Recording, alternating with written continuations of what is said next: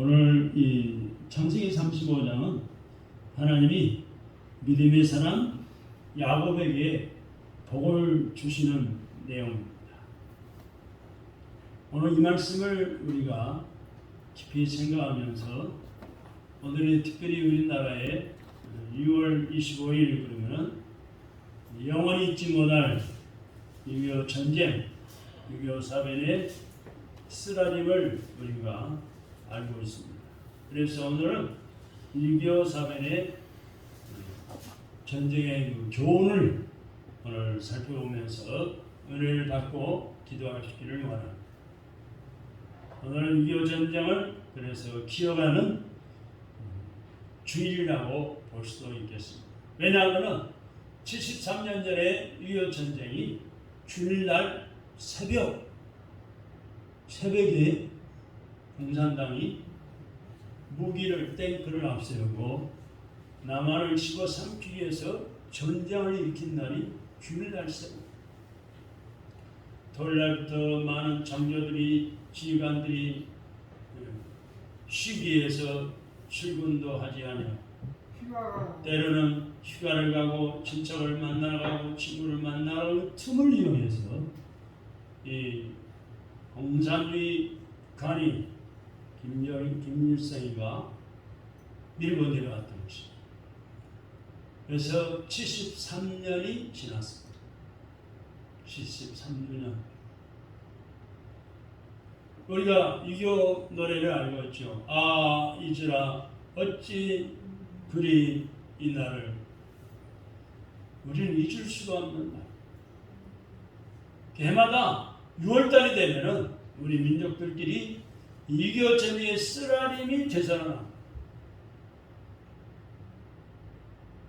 동족상단의 6.25 전쟁으로 북한 사상자가 141만 명이 다쳤습니다.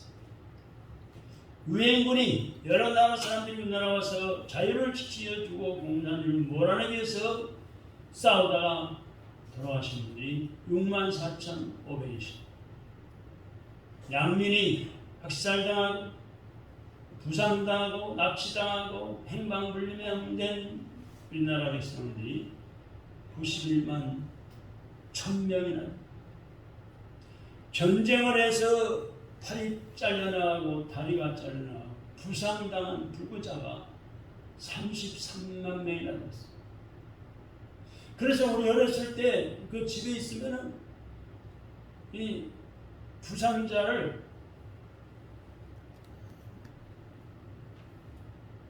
많이 볼 수가 있어요. 그들이 공사를 못 지니까 돈을 못 버니까 목발을 짚고 집집마다 찾아다니며 먹을 양식을 좀 달라 구걸하는 모습을 어떤 분은요 제가 지금도 기억나는 것은 팔다리가 다 잘려나가고 몸통만 나가가지고 그 몸통을 좀 성한 사람이 친구인지 친척인지 모르지만은 뒤에 배낭처럼 바람을 만들어가지고 몸통만 머리를 내밀고 몸통만 짊어지고 와서 도와달라는 분이 있어요. 이렇게 전쟁으로 인해 불구자가 33만 또 전쟁을 통해서 남편을 잃어버리고 미망인들이 30만 명 전쟁 고아 부모를 잃어버린 고아들이 10만 명 피난을 가다가 피난민들이 250만 명 또 집이 파괴된 것이 60만 채 피해를 입었다고 통계가 나왔습니다. 실로 우리 민족의 가장 비참한 동족 상쟁이었습니다. 같은 민족끼리 싸우다가 비참한 일이 결과로 나옵니다. 가족이 흩어진 이산가족이 1천만 명, 1,000만 명이란 말이에요. 1,000만 명. 1,000만 명이 넘는 우리의 현실이었습니다. 많은 것이 불에 타고 부서졌습니다. 1950년 6월 25일 이 사변은 우리 민족이 잊어서는 안 될 많은 교훈을 주고 있습니다. 우리 권식공 성도님도 6.25 때 전쟁으로 인해서 군인으로 싸우다가 다쳐서 갈비가 3개를 절단해버리고 이 허리가 굽어지는 이 부상자, 국가유공자. 그래서 라마르티는 이런 말을 했습니다. 역사는 모든 것을 미래까지도 가르쳐준다 라는 말을 했습니다. 오늘 설교 제목은 그래서 이 6.25 사변의 교훈을 기억합시다 라는 제목으로 은혜를 나누고자. 할렐루야. 자, 오늘의 본문에 등장하는 인물이 누구죠? 본문의 주인공이 야곱. 따라합시다. 야곱이 당한 그 환난을 통해서 주는 교훈을 근거로 해서 우리가 6.25 전쟁, 6.25 사변의 교훈을 참고해 보고자 다시 한번 상고하고 기도하시기를 바랍니다. 첫째, 죄를 범치 말라는 교훈. 그 무슨 죄를 지었을까? 먼저 우상 숭배한 죄. 거룩하신 하나님 앞에, 전능하신 하나님 앞에 우상을 숭배한 죄. 하나님이 만든 피조물, 생명도 없고 죽어있는 우상을 섬기는 죄. 전능하신 하나님의 계명을 범하고 우상을 섬긴 거예요. 하나님의 말씀을 불순종해서 우상을 섬긴 거예요. 신사참배를 하고 동방여배를 했습니다. 우리나라 일본 놈들한테 굴복해서 신사참배하는 사람들이 많아지고, 심지어는 교회 목사들도 신사참배를 하고 동방여배를 했습니다. 또 우상에게 선물을 봉헌했습니다. 하나님은 이런 우상 숭배를 제일 미워하십니다. 하나님이 제일 미워하시는 게 뭐라고요? 우상 숭배하는 거예요. 두 번째는 성직자들이 타락한 죄입니다. 공산주의자들의 어영종교인 기독교 연맹에 가입을 했습니다. 비스무리한 공산주의 만들어낸 기독교 연맹에 가입했습니다. 세상 세력의 아부에서 상직을 버리고 세상 정치에 가담을 했습니다. 목사직을 버리고 세상 정치판에 논하는 거예요. 신사참배의 죄를 회개하고 자수하는 주의 종들을 쫓아내고 교권 싸움을 했습니다. 자유주의 신학자들이 모세오경을 창세기부터 요한계시록까지 모세오경을 문서라 하나 문서설이다, 사실이 아니다, 문서설로 비평을 하고 성경에도 잘못이 있다, 성경 오류가 있다고 주장했습니다. 성경은 음도 티도 죄가 없이 진리 중에 진리요 하나님의 거룩하신 말씀입니다. 성경에 오류가 있다고 주장합니다. 이 길면 가입 문제로 총회가 갈라지고 또 예배당 탈전이 도처에서 벌어졌습니다. 세 번째는 지도자들이 세상 강대국을 하나님보다 더 의지한 죄. 일본의 통치에서 해방된 우리나라는 이북은 소련이 점령했죠. 이남은 남쪽은 미국을 의지하면서 서로 나누지. 그래서 우리 남한, 이남은 수많은 당파로 갈라서 나눠져서 날마다 시끄럽고 암살이 일어나고 방화 사건이 일어나고 시위가 일어나고 데모가 일어나고 폭동 사건이 계속됩니다. 그 다음에 또 한 가지 네 번째는 백성들이 감사하지 않고 서로 사랑하지 않는 죄입니다. 일본 제국주의 포함한 그 압박과 착취 안에서 해방받은 날을 감사하지 않고 동포들이 서로 사랑하지 않고 당파와 이념 분쟁으로 하나님이 주신 고귀한 자유를 낭요하고 말았답니다. 하나님은 죄를 범한 이 나라에 6.25 전쟁이라는 벌을 내리셨습니다. 피해는 엄청나서 이루다 해야 할 수 없습니다. 여러분, 이런 역사적인 교훈을 보면서 오늘날 한번 어떠세요? 한번 생각해 보세요. 여야 정치인들이 국회의원들을 우리가 투표로 세워놨는데 자기들이 해야 할 일은 안 하고 서로 잘못만 헐뜯고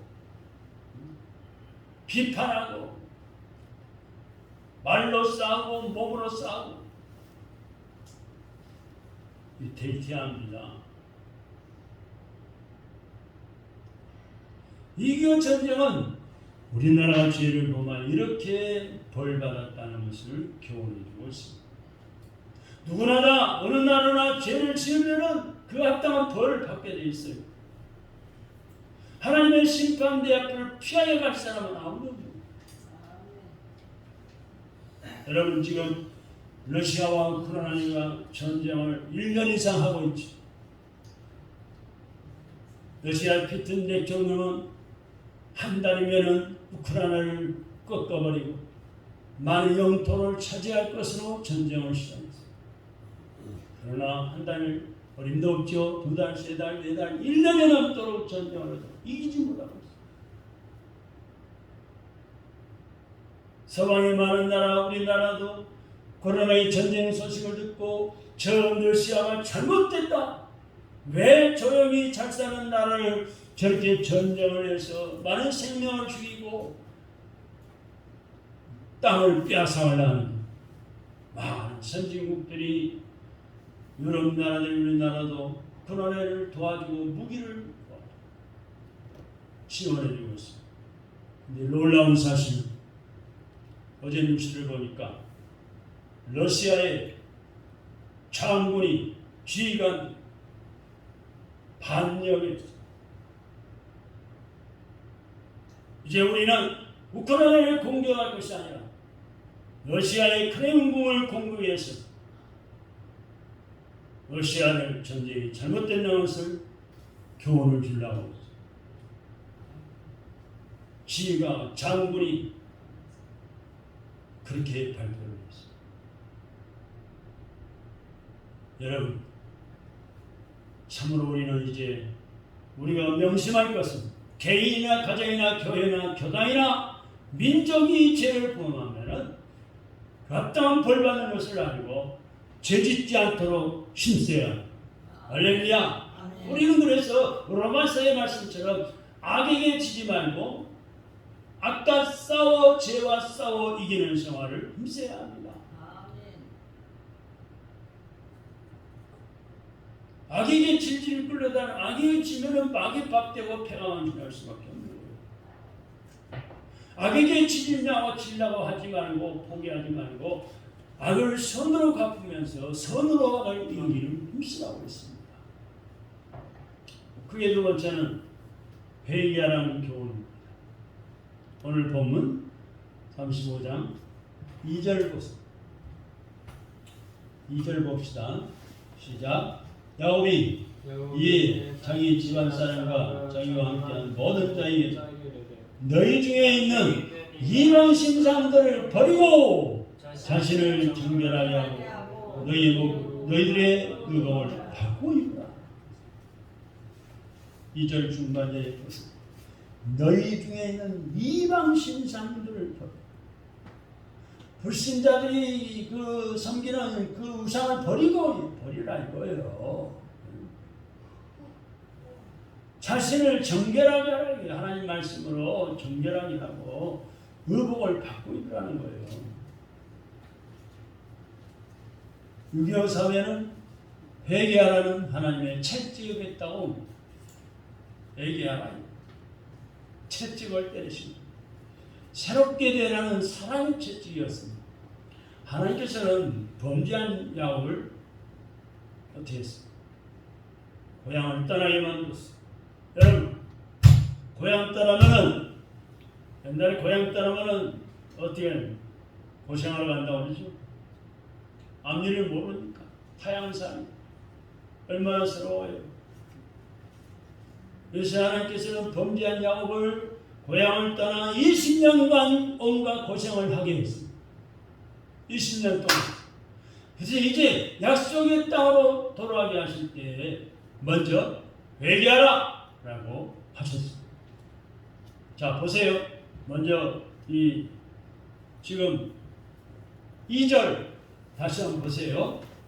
중반절에 너희 중에 있는 이방 신을 버려.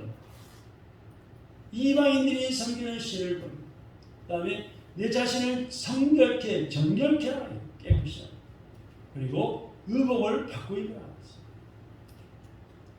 오늘 본문 35절 4절의 말씀 보면은 또 어떤 내용이 있습니다. 4절입니다. 빨리 띄워보세요. 4절 시작. 그리 자기 손에 있는 모든 이방 신상들과 자기 귀에 있는 기도리들을 야곱에 주는 자.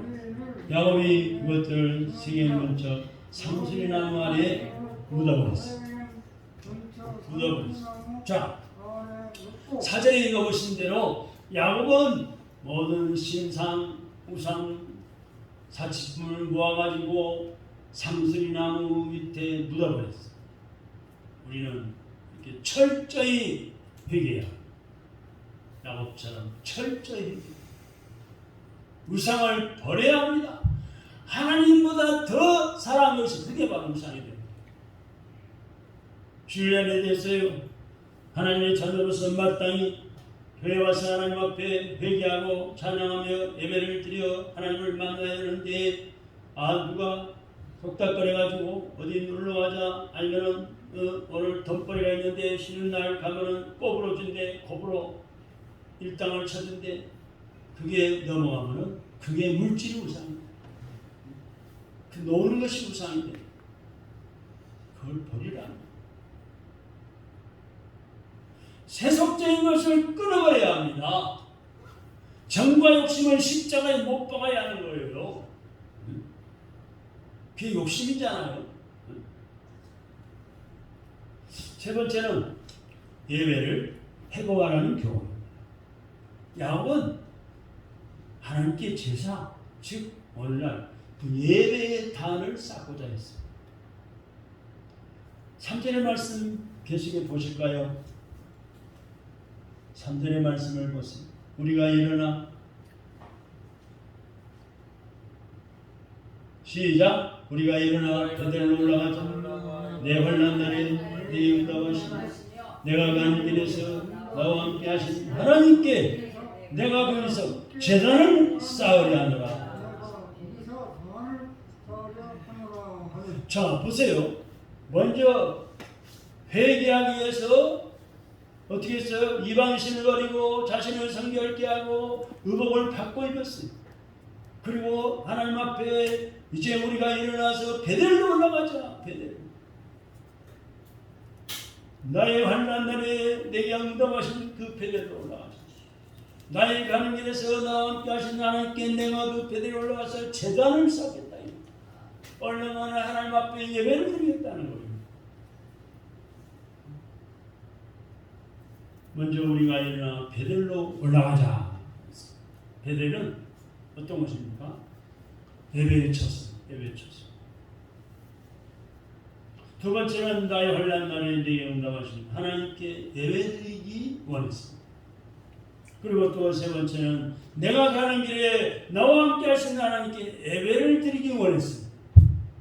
사랑하는 성도 여러분, 우리는 이 하나님의 집 성전 예배를 중요시해야 합니다. 하나님의 성전, 만민이 기도하는 집, 이 하나님의 집에서의 성전 예배를 아주 중요시 여겨야 합니다. 코로나19로 3년 4년 동안 전염병이 두려워서 어떤 나라에 핍박하고 귀찮게 한다고 예배당 문을 걸어 잠그고 예배를 집에서 드리시오, 온라인 예배를 드리시오, 유튜브 예배를 드리시오, TV 틀어놓고 드리시오. 그런 교회들이요. 지금 큰 교회나 작은 교회는 문 닫아버리고 큰 교회는 교인들이 팍팍 줄어가지고 주저하는 교인들이 이제 교회 안 나오려고 합니다. 시간에서 실컷 다른 일 하다가 잠깐 앉아서 예배드리기 그게 편하면 여기가 쫓아오니 교회를 안 나오려고 합니다. 보통 문제가 아니에요. 우선 텔레비 틀어놓고 드리는 예배가 유튜브 온라인 예배가 언제나 예배가 될 수 있어요. 그는 가정 예배에 불과하지. 여러분, 제가 전에도 이야기했지만은 지난번에 우리가 며칠 전에 우리나라 20세 이하 이 청년들이 세계 월드컵에 나가 뛰었죠. 19세 이하니까. 근데 어떻게 됐어요? 가서 예상치보다 사과 한 가지 올라갔죠. 이탈리아 선수들이 반칙만 안 했으면 우리가 이길 수도 있는 게임이에요. 저도 봤거든요. 유튜브로 봤거든요. 자꾸 반칙을 해야 되니까 우리나라 널 골도 못 넣고 그랬지만은 2등도 할 수 있고 1등도 할 수 있는 게임이었어요. 근데 그 선수들이요, 그렇게 땀 흘려서 또는 몸을 다쳐가면서 피가 터지면서 싸움하죠. 어떻게 했어요? 상금을 수억씩 받았어요. 또 외국의 많은 유명한 이 축구 감독들이 그 게임을 보고서 한국 선수를 스카웃해가지고 자기 팀으로 끌어들이려고 서로 끌어가려고.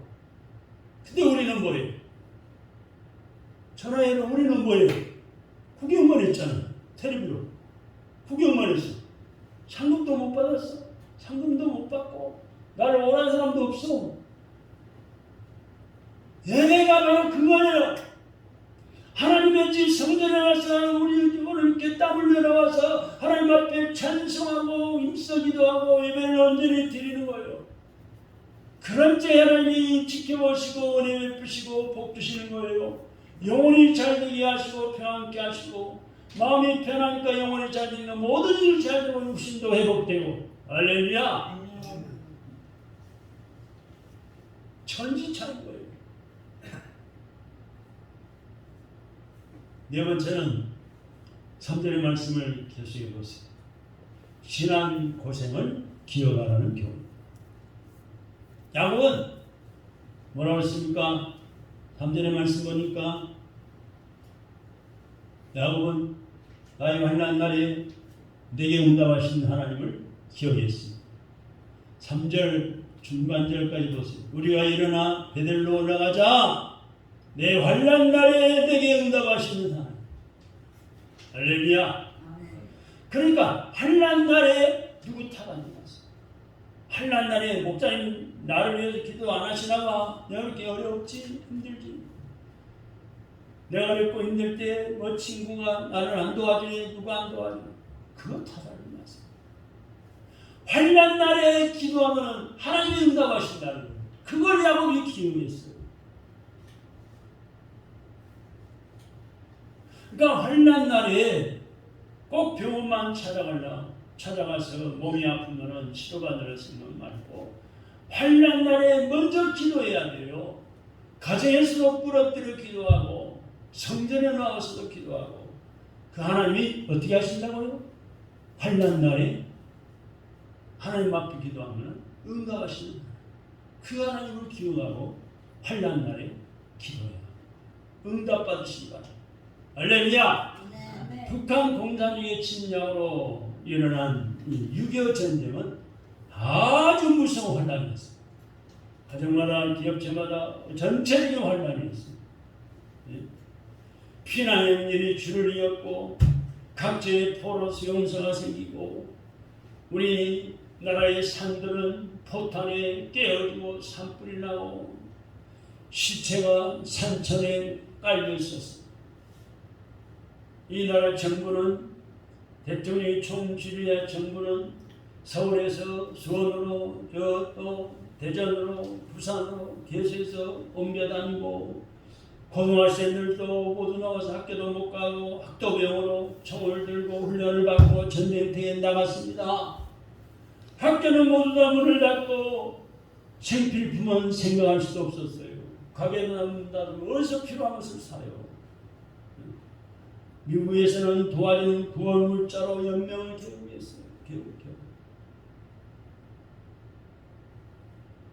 우리의 전쟁 후의 세대와 신세대는 6.25 전쟁 때 우리 국민들이 얼마나 고생하면서 이 나라를 일으켰는가를 생각하면서 항상 감사합니다. 어려운 일이 있어도 참 나라와 민족을 위해 열심히 살아야. 할렐루야. 이런 미국을 몰아내고 쫓아내려고 하는 엉터리 같은 사람이 있어요. 여러분, 우리나라는 미군이 안 도와줬으면 전쟁이 망했어요. 공산주의가 나왔어요.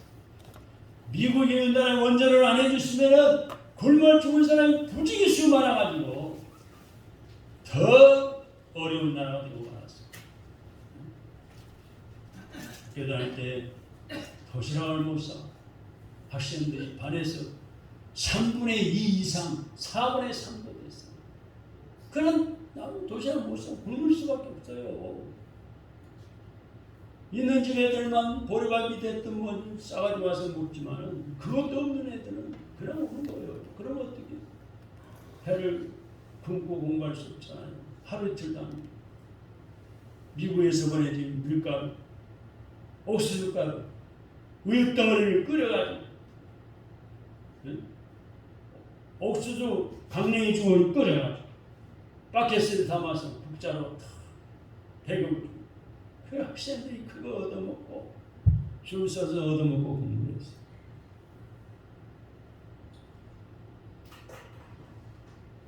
우리의 전쟁의 세대와 신세대는 이렇게 차이가 많아요.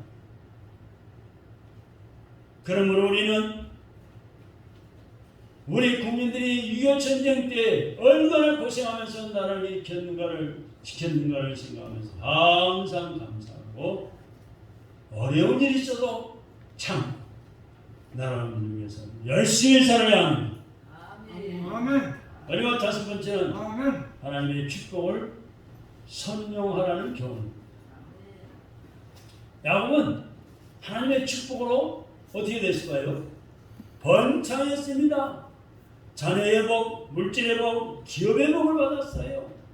자손들이 많아지고 또 물질이 거부가 되고 농사, 양떼, 소떼가 많아지고 이렇게 많은 복을 주신 하나님께 제단을 쌓았습니다. 예배를 드렸단 말이에요. 지금 우리가 이만큼 잘 사는 것은 전적으로 하나님의 은혜와 축복이에요. 우리는 나라가 잘 되어서 의식주가 해결되고 자녀손들이 잘 자유를 누리고 살고 신앙생활도 자유롭게 하고 있습니다. 할렐루야. 이 큰 복을 어떻게 우리가 활용해야 하겠습니까? 먼저 하나님께 감사와 경배를 드려야 합니다. 아멘. 373장에 이런 찬양이 있죠. 고요한 바다로 저 천국을 향할 때 주님 내게 순풍 주시니 참 감사합니다. 할렐루야. 두 번째는 또 한 가지는 더욱더 주님의 일에 힘써야 합니다. 그리고 세 번째는 어려운 이웃을 또 힘써서 도와줄 수 있어야 합니다. 그리고 이제는 이 전쟁 없는 평화가 계속되기를 힘써 기도해야 합니다. 누가복음 19장 41절로 42절에 보니까 이런 말씀이 있어요. 가까이 오사 성을 보시고 우시며 가라사대 너도 오늘날 평화에 관한 일을 알았다면 좋았을 뻔하였거니와 지금 내 눈에 숨겼도다. 우리는 하나님의 자녀들입니다. 예수님의 신부입니다. 예수님은 우리의 신랑인데 우리는 신부들이에요. 우리가 이 평화에 대하여 무관심하면은 평화의 사람이 되어서 자유를 원하지 않는다면은 평화를 만들기 위해서 애쓰지 않는다면은 예수님이 슬퍼하신다. 예수님이 우리에게 전쟁 없는 평화를 위해서 기도하게 하셨습니다. 세상은 모르나 우리는 전쟁 없는 평화가 이루어지는 것을 그 길을 압니다. 할렐루야. 세상은 몰라요. 진리를 모르고 믿지 않습니다. 그러나 우리는 전쟁 없는 평화가 이루어지는 길을 알고 있습니다. 우리는 알고만 있는 것이 아니라 이유를 위해서 우리가 기도해야 할 것입니다. 할렐루야. 내가 이웃을 포기하고 남을 먼저 생각, 이웃을 먼저 생각. 이 나라를 중요한 것처럼 다른 나라 생각할 줄 알고 우리가 살아갈 때에 이 땅에 전쟁 없는 평화가 오게 될 것입니다. 주십시오. 하나님은 우리의 기도와 사랑을 통해서 이 땅에 분명히 전쟁 없는 평화를 만들어 주실 것입니다. 할렐루야! 아멘. 참 얼마나 감사합니까? 우리나라가 어려움을 5년 동안 지난 5년 동안 문재인 정권 밑에서 겪었지만 이렇게 상상을 초월해서 정권이 바뀌어지고 윤석열 대통령을 제가 칭찬하는 것보다는 사실 그렇잖아요. 법대로 나라 민헌법을 대로 정도를 따라서 불법을 물리치고 거짓된 것을 물리치고 나라를 바라보 세우려고 얼마나 애를 쓰고 있습니다. 그러므로 우리는 진실로 하나님 주시는 그 은혜 안에서 하나님 주시는 그 샬롬을 가지고 평안을 가지고 우리가 실천하고 욕심을 버리고 남을 생각 나누고 베풀어주는 삶을 살겠다는 마음을 먹을 때 성령 하나님이 도와주심을 말미암아 전쟁 없는 평화가 이 가슴에서부터 여러분의 가정의 일터에 구역의 교회에서 우리나라 우리 가까운 데서부터 일어나서 결국은 우리나라 한반도가 전쟁 없는 평화 나라가 될 줄로 믿는 것입니다. 할렐루야! 오늘 말씀을 끝맺습니다. 6.25 사변의 전쟁을 교훈을 잊지 마시고 기억하며 사시고 먼저 죄를 범하지 말고 삽시다. 탄사는 그러니 나라가 별수입니다. 합리화시키지 마세요. 탄 사람은 그럴 줄 알고 나는 걸어가신 하나님의 말씀을 지키며 살리라. 할렐루야. 두 번째는 지은 죄는 죄를 지었으면 회개하고 삽시다. 세 번째는 하나님 앞에 예배를 회복합시다. 네 번째는 신앙 고생을 기억해야 합니다. 그리고 마지막으로 주님 축복을 주신 축복을 착하게 사용하면서 살아갑시다. 역사적인 6.25 전쟁 같은 이런 불행한 일이 다시 일어나지 않고 하나님이 주시는 살롬의 평화가 오기를 예수님의 이름으로 축원합니다. 기도하겠습니다. 하나님 아버지 참 감사합니다. 전쟁은 사탄이 주는 것을 기억합니다. 평화는 샬롬의 평화는 성령 하나님이 주신 것을 믿습니다.